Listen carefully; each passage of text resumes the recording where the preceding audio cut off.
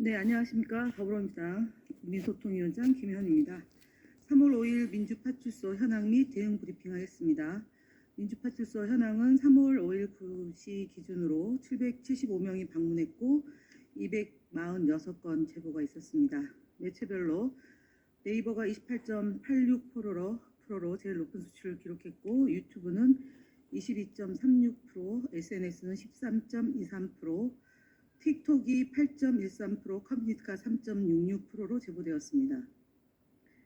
주요 제보 내용으로는 최근 여론조사 조작설과 탄핵 선거와 관련된 폭동 예고, 네이버 카페 무료 나눔을 이용한 허위사실 유포, 그리고 특정 사건을 부정선거 음모론으로 변질, 재유포하는 정황이 제보되었습니다.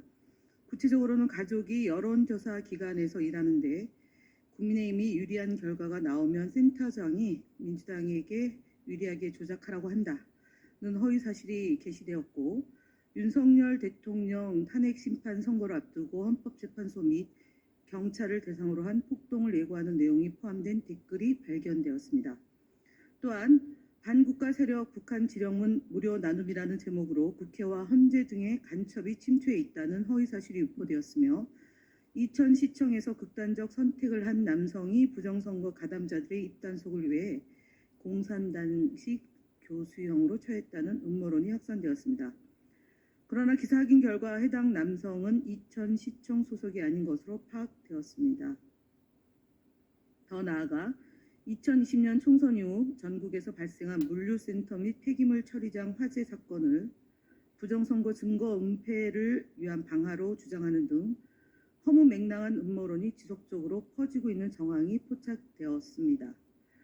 다음으로 주요 현황 대응입니다. 국민의힘 거짓말 시리즈 39번째입니다. 오세훈 서울시장은 3월 3일 자신의 페이스북에서 이재명 대표의 AI와 한 대한민국 그리고 나 대담을 두고 K-엔비디아 국민에게 지분 30% 분배라는 제안이 기업 성장의 동력을 꺾는 자해적 아이디어라며 이를 사회주의적 사고라고 주장했습니다. 그러나 국가 투자를 통해 기업을 성장시키는 것은 자유시장 경제에서도 일반적인 방식입니다.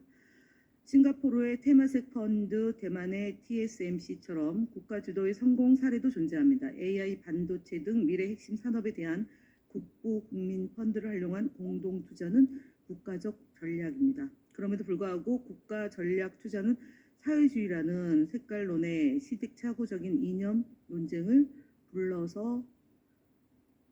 불러올 뿐입니다. 오 시장의 경제인식으로는 첨단 산업 시대의 변화와 도전을 감당하기 어렵습니다. 미래 첨단 산업, 특히 AI 분야에서 국가 차원의 전략적 투자는 필수입니다.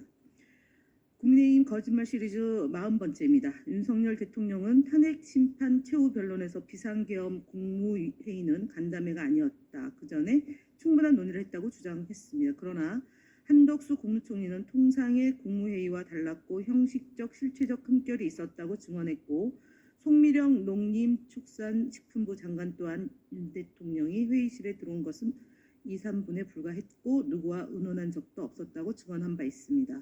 비상계엄 선포 절차에 중대한 하자가 있었다는 사실이 명백한 겁니다. 대통령이 이를 부인하는 것은 거짓말입니다. 다음으로 41번째입니다. 윤 대통령 최후 변론에서 2시간 반짜리 비상계엄과 2년 반의 국정마비, 어느 쪽이 더 문제인가라고 비교했습니다.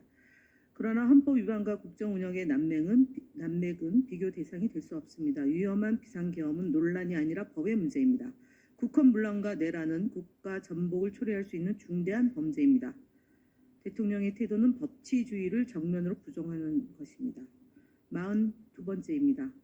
윤 대통령이 명태균의 황금폰 포렌식을 통해 또다시 거짓말이 드러났습니다.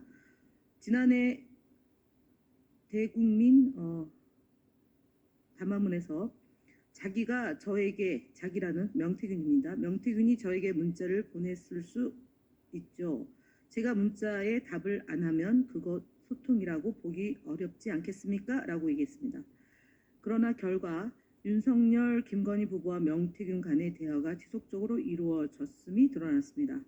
국민과 야당과의 대화는 일십하면서도 명태균과의 대화는 수차례 이루어졌습니다. 대통령 거짓말입니다. 43번째입니다. 한동훈 전 대표가 지난 2월 28일 중앙일보 인터뷰에서 탄핵 심판 결정 전에 조기 대선을 기정사실화해서는 안 된다고 했습니다. 그런데 한동훈은 전국을 돌며 북콘서트를 개최하고 정책 구상을 발표하며 사실상 조기 대선의 행보를 보이고 있습니다. 그런데 조기 대선을 기정사실화하지 말라는 것은 거짓입니다. 특히 대선 당시 개헌 후 2028년 사임 발언은 이미 조기 대선을 전제로 한 정치 행보입니다. 조기 대선론을 경계하는 듯한 태도를 보이는 것은 매우 이중적 태도입니다. 탄핵의 찬성인지 반대인지 헷갈리는 언행 불일치도 한동훈식 합법입니다. 그동안 국민의힘 거짓말 시리즈를 종합해 보건대 43건을 저희가 발표를 했습니다. 물론 훨씬 더 많이 했습니다. 앞으로도 지속적으로 거짓말 시리즈는 저희가 발표를 하겠습니다. 인물별로 살펴보면 권성동 대표와 윤석열 대통령이 각각 11건으로 공동 1위이고 오세훈 서울시장이 5건으로 3위입니다. 나경원 의원이 4건으로 4위이고 홍준표, 한동훈, 신동욱 각각 2위로 2건으로 5위에 올랐습니다. 정부와 여당 지도부인 윤석열 대통령과 권성동 대표가 1위를 차지했다는 것은 그만큼 국민을 상대로 한 거짓과 왜곡이 일상적으로 진행되고 있다는 것을 반증하는 겁니다. 더욱 우려스러운 것은 조기 대선의 후보자가 되려고 하는 인물들이 거짓말을 많이 하고 있다는 점입니다. 이것은 대한민국의 미래에도 불행함을 자초하는 것이다라는 점을 다시 한번 말씀드리고 진실과 사실에 입각해서 공정한 경쟁을 하실 것을 권면드립니다. 이상 마치겠습니다.